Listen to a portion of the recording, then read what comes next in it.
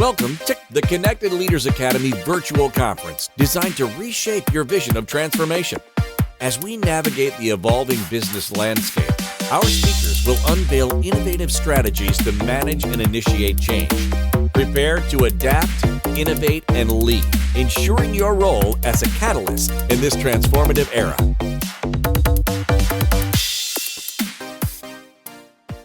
Hey, good morning, everybody. I'm so excited to be here today and talk to you about all things AI.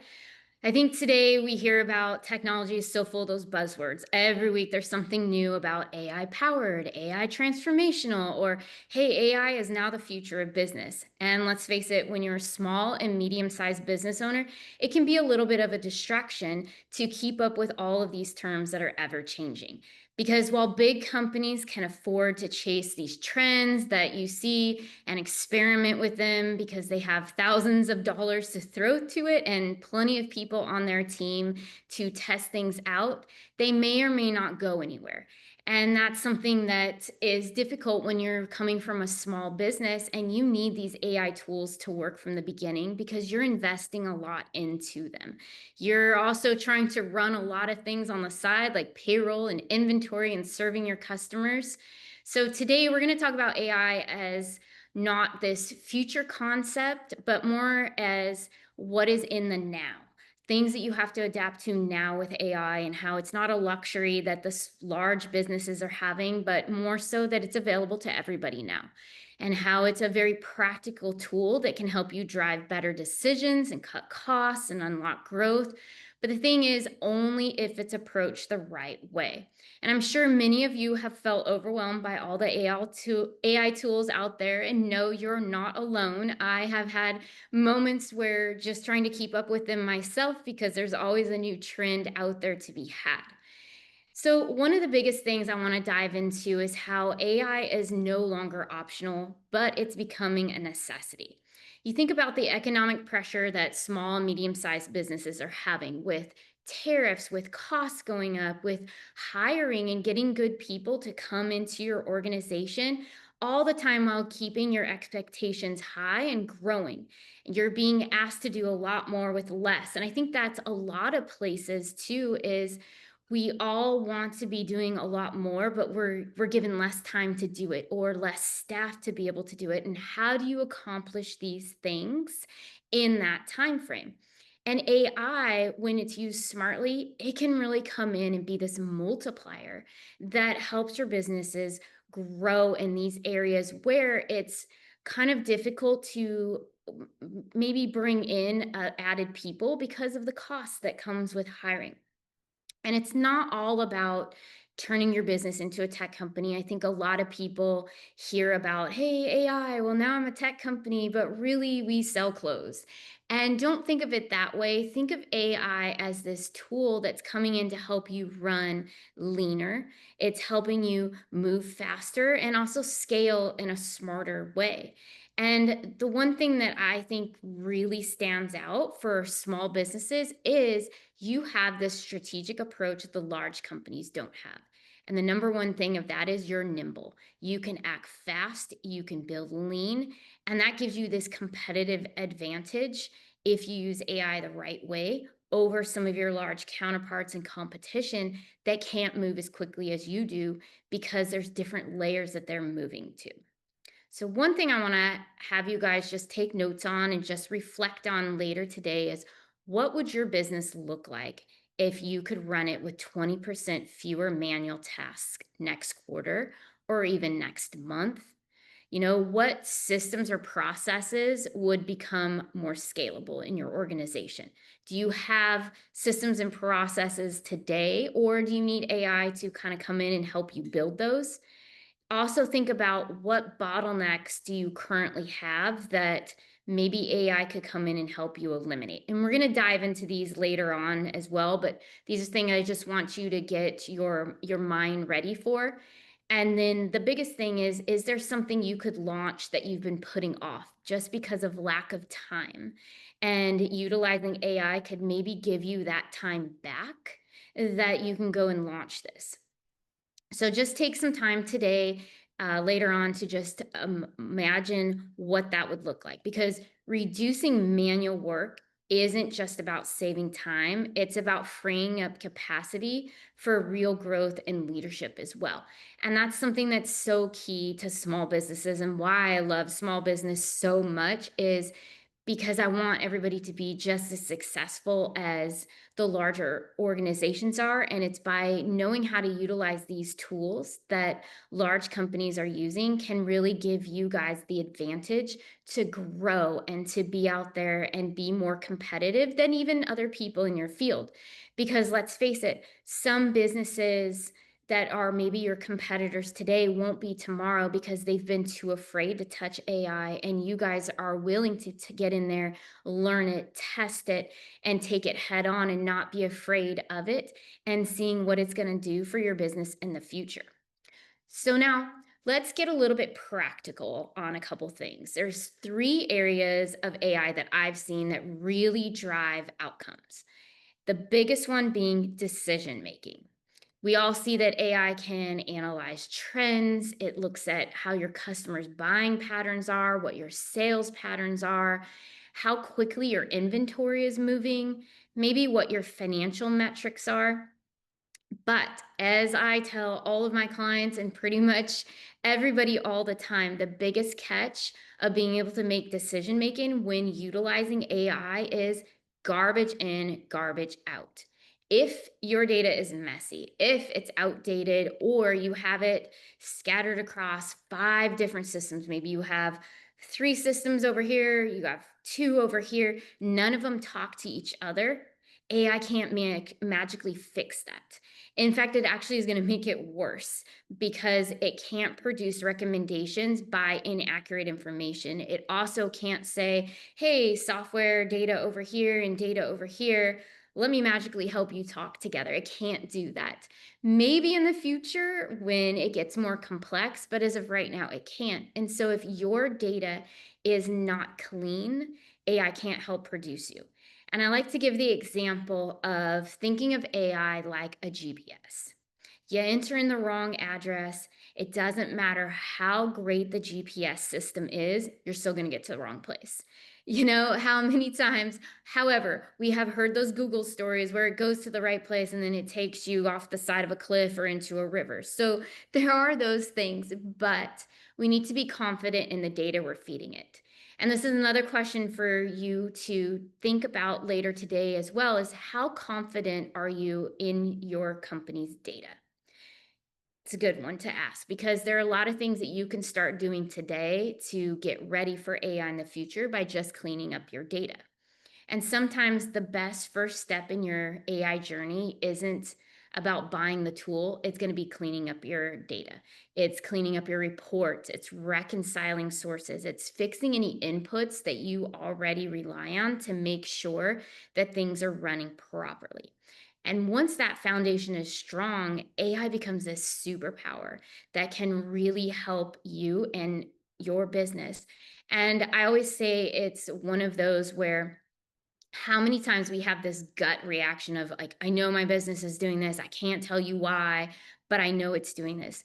Well, now if your data is clean and you're able to bring all of it into one place, utilize AI to analyze it, now you have that backing a lot of times for, hey, you know what?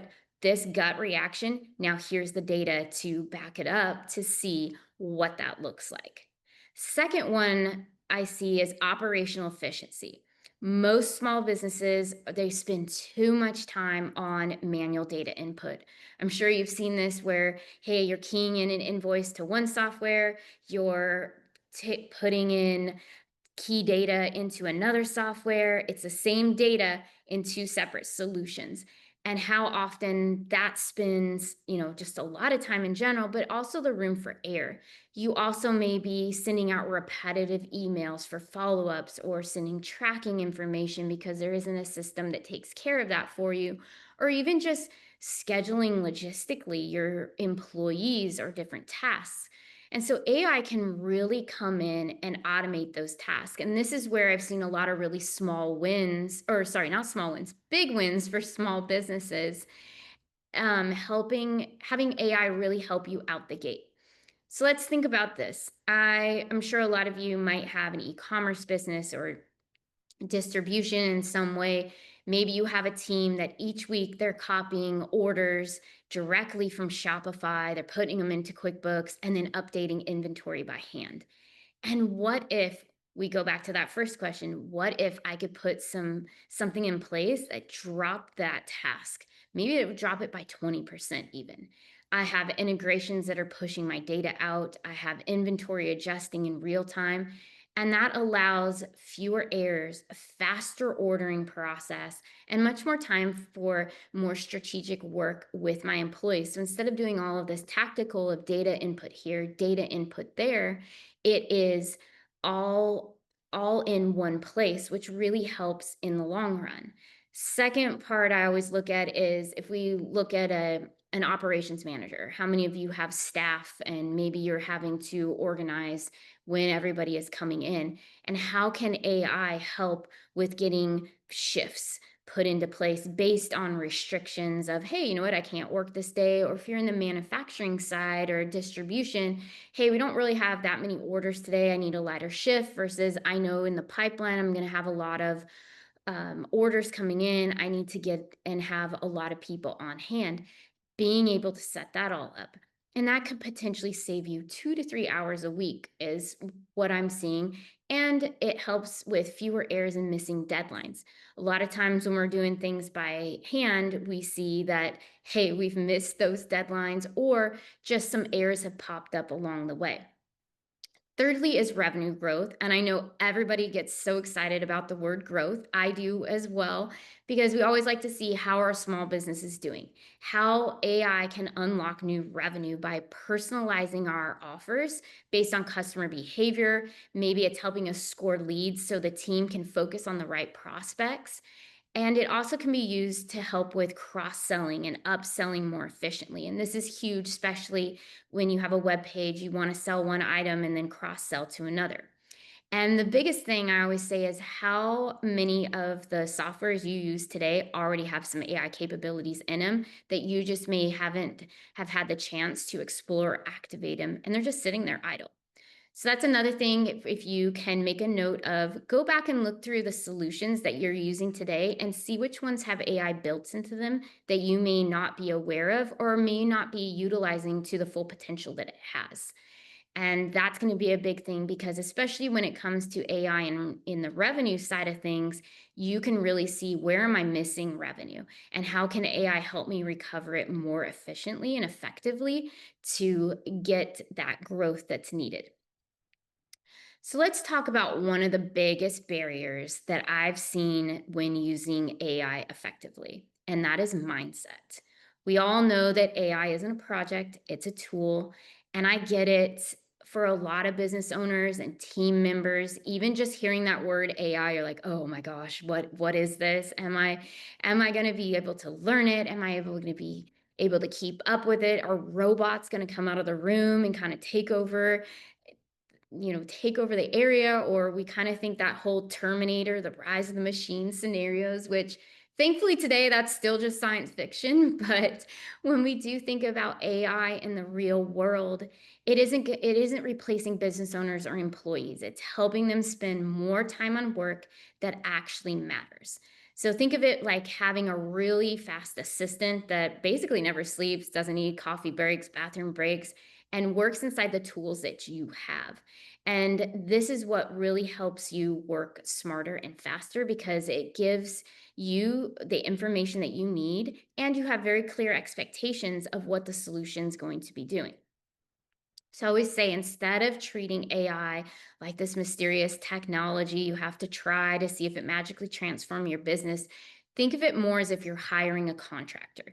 You give them a job, you supervise the results, you assess the value. Is it doing the job that it needs to do? And if not, you start making some tweaks to it and figuring out how it's going to be best for your company. And then you can see how AI can help you fix things that result in a faster, cheaper, better. And that's really the shift, is not chasing the cool tools, or as I always say, the shiny object syndrome of, hey, there's this out there, there's that out there. What does that look like? But the real shift is of not fearing the future and what AI is going to bring to your business, but about building a better business with discipline over that curiosity, and then being able to want to experiment with it and see how it helps your business. And that's how you're going to win when starting to utilize AI in your small business.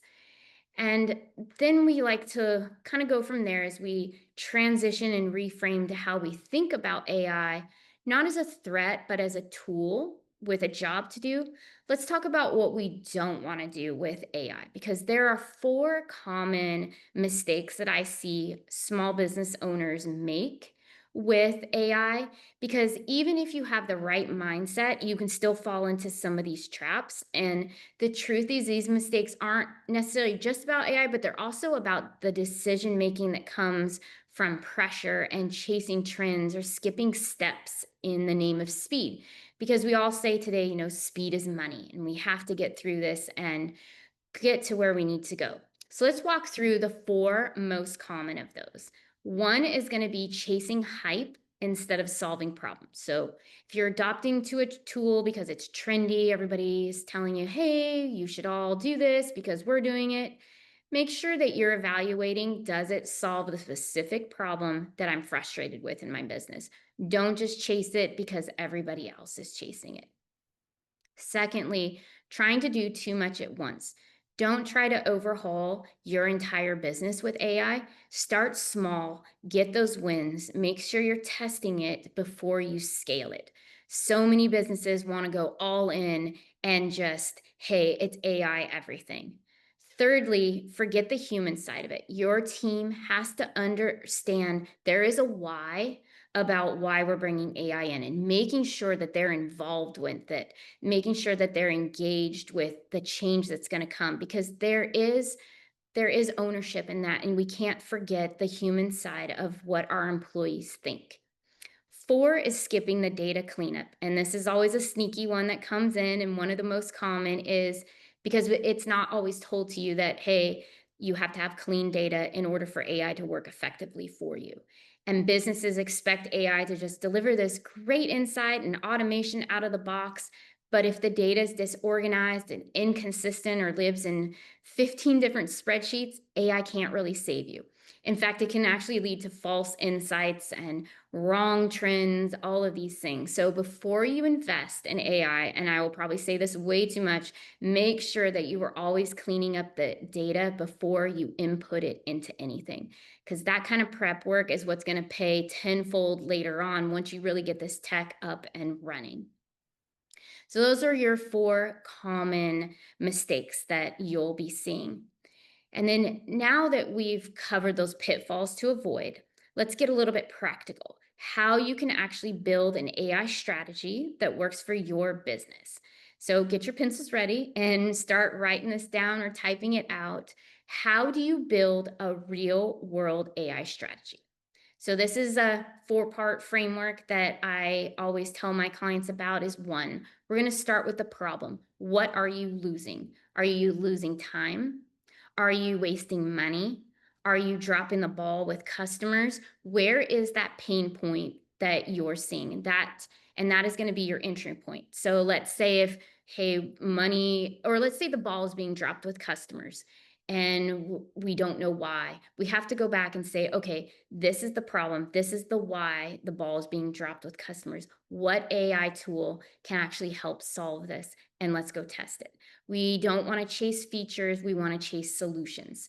A lot of times the AI is, hey, we have all of these features. That's great. What is the outcome going to be with that? So you need to not start with what's the coolest AI tool out there. You need to start with, hey, what is going to be able to solve this problem and give me the solution that I am looking for? Secondly, you need to audit what you have. And this includes your data, not just all of your tools. So you need to say, are your reports accurate? Are your contracts up to date? Are your systems integrated? Or are people copy and pasting between them? And that happens a lot because of the two different software solutions you may be using and whatnot. But you may not need anything new. You just might need a better way of what you've got. And that's really something that is important, is evaluating the systems you have today. And it goes back to, if you have AI in your software and you may not be familiar with what's in there, it may solve everything you need and you don't need another solution to come in. So example, you'll see this a lot. QuickBooks is bringing in a lot of new AI into it. And there's businesses that didn't realize that their invoicing system could, send out automatic reminders. There's being able to email vendor invoices in so that QuickBooks could automatically pay them for you. And all these other tools that are in there that help save time for small businesses that you're already paying for. You just need to flip the switch, turn it on, or write a process of how they're going to be utilized. Thirdly, pilot with purpose. Choose one use case, define its success, measure it, keep it small and clear, and make sure the data feeding that case is trustworthy. We don't want to just aim for perfection right out the gate. There's always testing that needs to be done when utilizing AI for the first time in your business. So example, you may start automating your monthly reporting to free up a couple hours, and then you can take that time and put it into something else. But as you're looking at those monthly reporting that's being automated, you need to make sure that it is accurate and ready to go. And fourth, we need to scale what works. So once it works, systemize it, train your team, and lock it in, then move on to the next opportunity. You don't want to go all in out the gate and say, okay, AI for every department in the organization and go.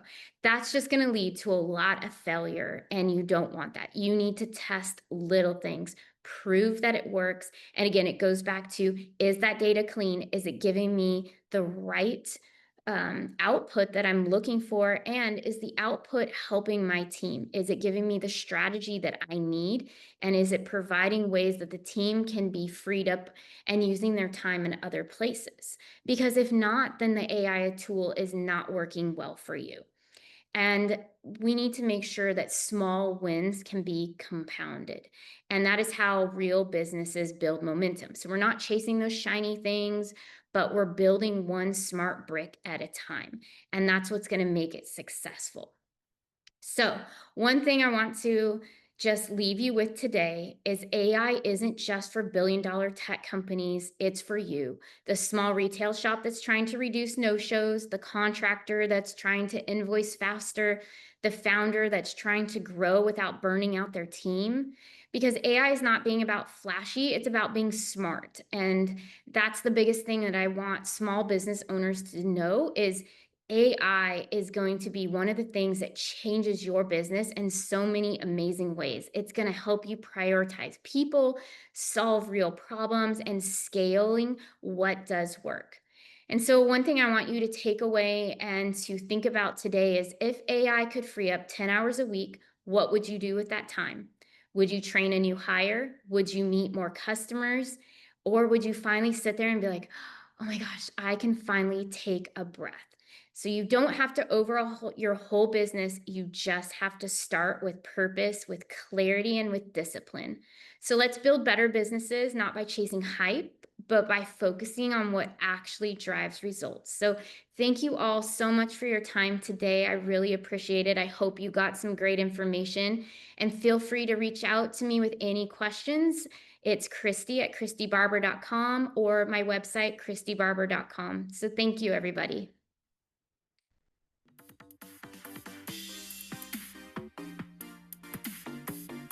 Thank you for participating in today's enlightening session. As we transition to our next expert, remember that each strategy and insight is a step toward becoming a transformative leader in your field. Visit ConnectedLeadersAcademy.com to stay engaged and informed. The journey of change is ongoing. Let's move forward together.